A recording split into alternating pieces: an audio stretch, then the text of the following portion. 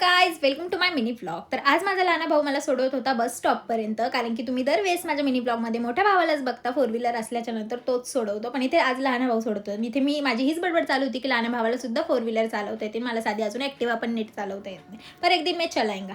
अशीच माझी बडबड करत करत मग मला त्यांनी स्टॉपपर्यंत सोडवलं आणि मी आली माझ्या क्लासला आल्याच्या नंतर आज आम्ही करणार होतो प्रेस ऑन. म्हणजे आमचा क्लास कधीच संपलेला आहे, पण तरी पण मी प्रेस ऑन म्हणजे प्रॉपर मला जमण्यासाठी मी क्लास करते.